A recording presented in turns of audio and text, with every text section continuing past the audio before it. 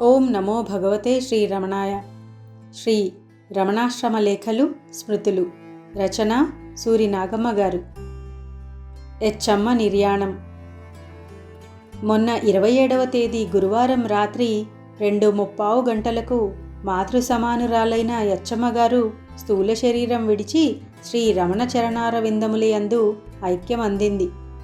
ఇది రాయడానికి విచారించేందుకు బదులు సంతోషమునే సూచింపవలసి ఉన్నది.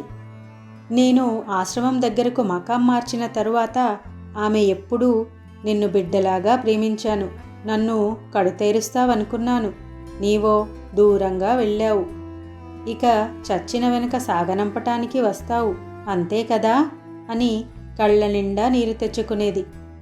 అలాగే జబ్బని కూడా తెలియకుండా మరణవార్తే నాకు తెలిసింది. రాయి వంటి బిడ్డ లక్క వంటి తల్లి అని పెద్దలు సామెత చెబుతారు. నా పట్ల అదే స్థిరమైందని విచారిస్తున్నాను. 25వ తేదీన వదినే, నీవు యచ్చమ్మకు బట్టలిచ్చి వచ్చి గత దినం మేనల్లుని భార్య గతించినందుకు వచ్చిన వారికి ఆమె వంట చేస్తుందని చెప్పారు కదా. ఆ సాయంత్రమే లేవలేక దాహం అంటే నీళ్ళిచ్చారట. త్రాగి మరి లేవనందున మేనల్లుడు మేనకోడలు తప్ప మిగతా వారు వెళ్ళారట. ఆ మేనకోడలు చెప్పినట్లు మరణక్రమం రాస్తున్నాను. నీళ్లు త్రాగిన తరువాత వారి మాట లేక ఆహారం పోక పడక పెట్టిందట. మరునాడు ఈ వార్త భగవానులకు నివేదించారట. 27వ తేదీన ఎక్కువగా ఉంటే బంధువులకు తంతి ద్వారా తెలియచేశారు. అంత మైకంలోనూ ఎవరన్నా పిలిస్తే అరకూరగా కనువిప్పి గమనించటం చూచి, సాయంత్రం 4ంటికి ఒక ఇల్లాలు ఈ తెలివి ఎంతలో ఉన్నదో చూద్దామని ఈరోజు భగవానులకు అన్నం పంపలేదే అన్నదట. వెంటనే ఆమె ఆ అన్న శబ్దంతో కళ్ళు విప్పి ప్రశ్నసూచకంగా చూస్తే, ఈ స్థితిలో కలత కలిగించరాదని పంపాము అని మేనకోడలంటే సరి అన్నట్లు తల ఊపిందట. వ్రతదీక్షంటే అది కదా. మరణావస్థలో ఉన్న కైంకర్యం మరవని ఆ తల్లిని ఏమని పొగడాలి? రాత్రి 8 గంటలకు గొనుగు మాటతో నోటి బంధం వదిలి చూపు మారి మరణావస్థ పడుతుంటే మేనల్లుడు వచ్చి భగవానులకు నివేదించాడు. ఆశ్రమస్థులు డాక్టరు వెళ్ళి చూచి లాభం లేదని చెప్పిన తరువాత జీవప్రాయశ్చిత్తం చేశారట. మొత్తం మీద భగవంతులకు చెప్పిన తరువాత అట్టే బాధ లేకుండా శ్వాస క్షీణించి రాత్రి 2:30కు మరణించింది. సుస్థిగా ఉందన్నమాట గురువారం సాయంత్రం తెలిసింది నాకు. మరునాడు ఉదయం చూద్దామని బయలుదేరి ఆశ్రమానికి వస్తే మరణ వార్త తెలిసింది. అనుమతికై వెళ్ళి భగవానులకు చెప్పాను.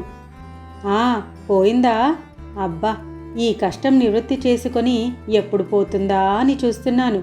పోయింది నివృత్తి చేసుకొని, సరి పోయి రండని సెలవిచ్చారు భగవాన్.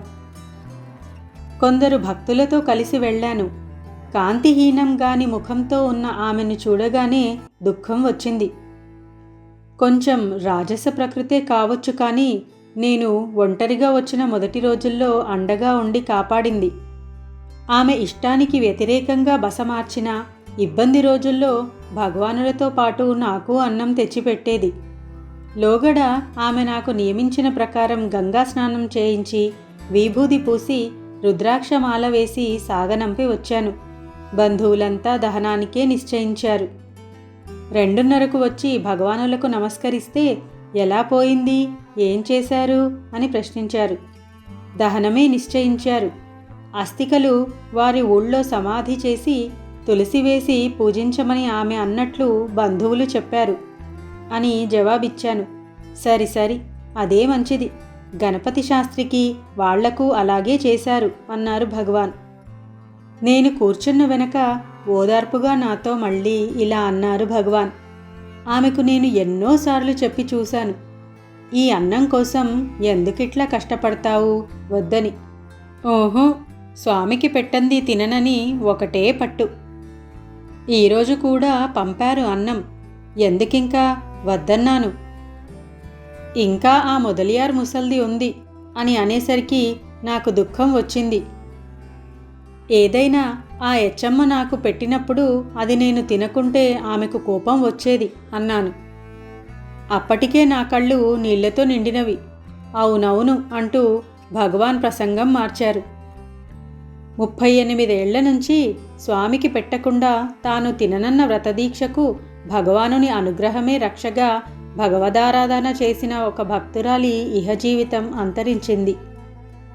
మరొక విశేషం ఏమంటే 27వ తేదీ సాయంత్రం పారాయణ ముగిసిన తరువాత హాలును ప్రదక్షించి నమస్కరిద్దామని లోపలకు వెళ్లేసరికి శ్రీవారు తదేక దీక్షతో ధ్యానమగ్నులై ఎటు చేతులటు జార విడిచి అచలాకారంగా పద్మాసనంలో కూర్చొని ఉన్నారు.